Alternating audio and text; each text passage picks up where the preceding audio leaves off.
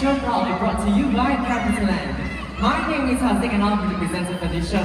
But before we start the show, I've got something to tell you guys, which is today you guys are in for a treat simply because besides our normal show, we've got a couple of training sessions. So you guys are going to get to see how our trainers use their tools as well as techniques to help the animals participate in shows like this. Alright, now on to the show. Rainforest, so a couple of his brothers, alright. Now Nike is our South American Quatimandi, and he will be using his long banded tail to help him balance as he walks across the vine and down the log.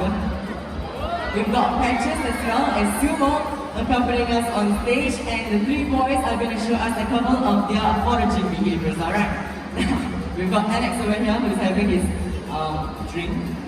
Other than that, I want you guys to focus your two features of the Quatimandis that enables them to be excellent foragers. We've got long, sharp claws which enable them to dig through the forest floor, and also long snouts. Now these snouts, they are extremely sensitive, they are extremely flexible as well. They can move in any direction, much like an elephant's trunk. Now they are omnivores, which means that their diet consists of fruits, tubers on the ground, and even the occasional bird's egg as well as reptiles and amphibians, alright?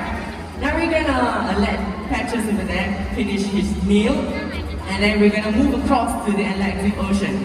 We're gonna actually move to the continent we call Africa, more specifically to the island we call Madagascar. The next animal is gonna be a little bit more famous to you guys. They are made known through the movie Madagascar itself. They are black. They are white, and you guys might know them through this song.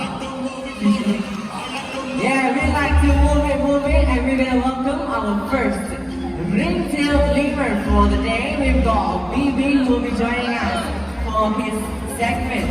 Alright, now this is actually one of our training sessions, okay? So we're gonna have one of our trainers use BB up there, and she's also going to be using a couple of techniques as well as tools. So I'm going to explain some of them to you guys, alright? Okay, now this is Miss Pramala Devi, who will be helping BB, guiding him to the ground floor over here. So for those of you who are getting into the ground floor, please reach out, okay? Now when BB moves about, I want you guys to focus on how he holds his tail, alright? He has a habit of actually holding his tail high up, much like a flag. Now this is actually a social adaptation.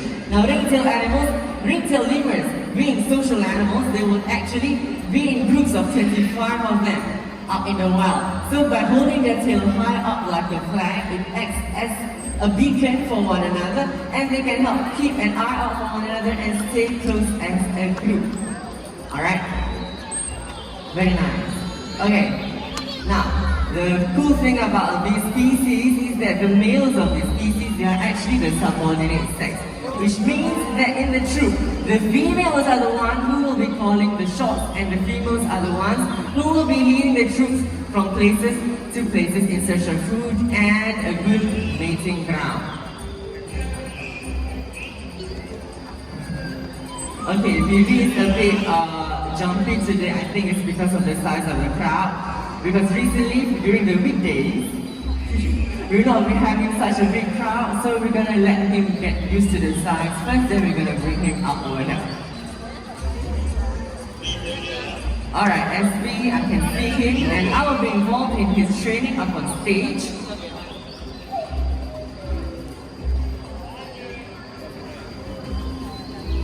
Alright, come.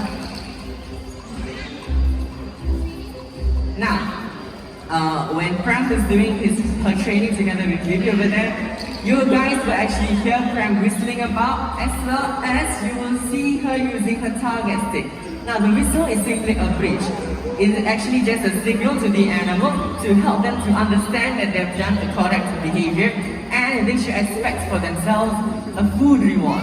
Now the target stick, on the other hand, that is simply an extension of the trainer's arm. Now I've got a target stick over here, but mine is just a short one. This basic concept of the target stick is we've conditioned the animal to actually aim their snouts to the ball over here. Now, a target stick is just any random stick with a distinctive ball or color at the end of the stick. And there you go, very good example.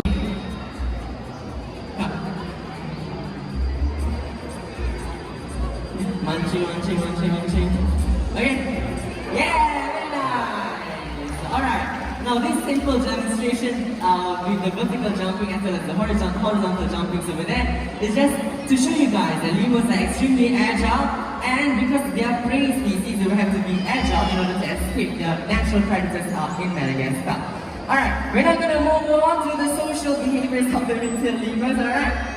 Now, when they get into a disagreement, what's going to happen is the boys will actually face each other. They will take their scent glands that are located around the wrist as well as the outer chest over here. They're going to make that tail as smelly as possible by striking the scent glands on the tail, and they're going to wave their tail at one another. And the smellier boy would actually win the fight. The less smellier one will just have to fight another day. Alright, we're gonna let BB do a couple of his tail mounting behaviors. Yeah, very nice. Let everybody see how it's done. Okay, then we're gonna send them back. And we're gonna move on to our main animal. Okay, come, SD.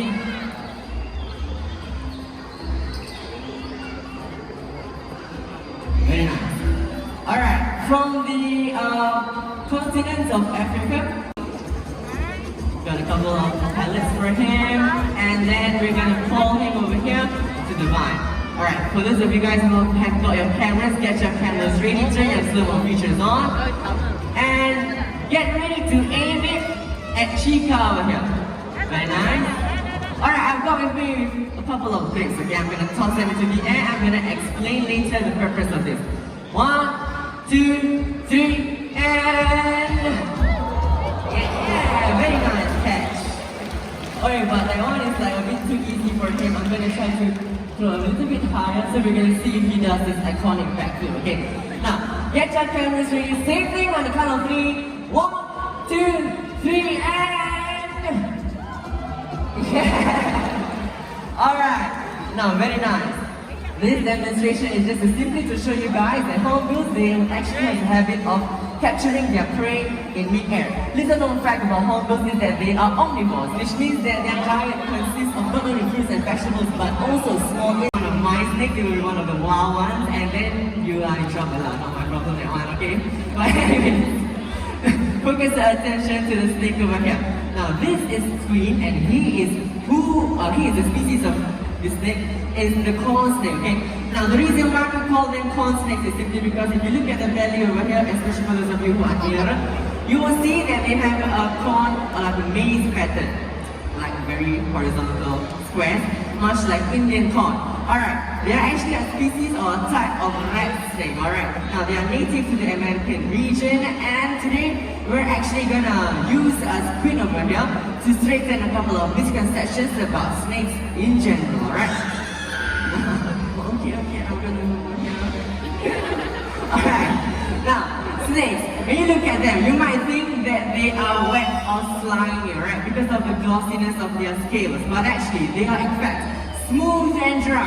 Now, a good gauge of how a snake feels like is if you arrange your fingernails like this, and then you take your other fingertip, and then you graze over them just like that. And it's exactly how a snake's scales feel like. They are extremely smooth and dry. The individual scales of the snake, they are made up of keratin, the same substance as our nails and our hair. Now we're going to straighten out a second misconception that we have, which is, when people find snakes in the wild, they would usually think that it will automatically be a venomous creature. But actually, most of the snakes that you're going to find out in the wild, they are non-venomous snakes, which means that they are constrictors. So what they will do is they will actually wait for their prey, strike at them, boil around them, squeeze them to death, and swallow them whole. Start with John over there. Alright, now greater hawk badgers, they are native to a couple of areas, especially the northern Thailand and the lower China area. Alright, now these boys, they are extremely shy animals, and the Singapore Zoo Rainforest Fastback show is the only show in the world known to showcase greater hawk badgers in this way. So if you've got your cameras, it's a great photographic opportunity for you to take of them. Alright, and today we're lucky we're gonna have two of them. Alright, now as mentioned earlier, they're extremely shy, so there's little that is known about them, especially from their counterparts in the wild. But what we do know is that their species is extremely threatened by deforestation as well as poaching. Now the next segment of the show, we're going to show you guys a snippet of what happens during deforestation, and you guys can get to decide if you want to stay as part of the problem or you want to start being a part of the solution. Alright, have a look.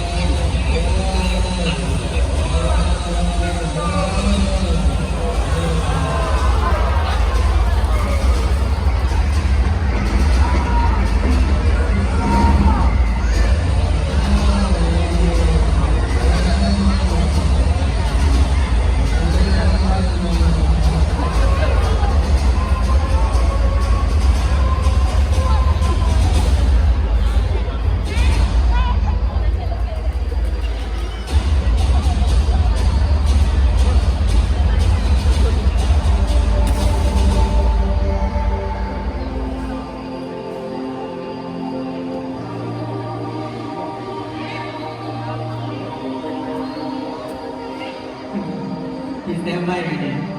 Alright, now it has been said that in just less than 30 short years, all of the rainforests around the world, what's going to happen to them is that they are going to vanish forever. Now what this means is that our future generation, our children, as well as maybe even their grandchildren will not be able to witness what you guys have just seen today. Now, the mankind may be the planet's biggest threat, but we are also its only hope. So how about bringing our voice to these voiceless creatures and we're gonna bring the rainforest back to life. Alright, now on behalf of all of us, we have the Rainforest Fight Special from the park as well as the crew that made this show possible. Thank you for joining us on our first Rainforest show of the day. Take care and stay safe, and by the way, this show was proudly brought to you by Catchment. Last but not least, have fun, okay everybody, at the Singapore Zoo. Bye-bye! Please remain seated and wait for our presenters or operation friends to call out to your road to exit. Now we'll direct you to the exit point, and once you've exited from the amphitheater, please remember to practice social distancing by keeping at least 1 meter away from the next target. With that, thank you for your understanding, stay healthy, and take care.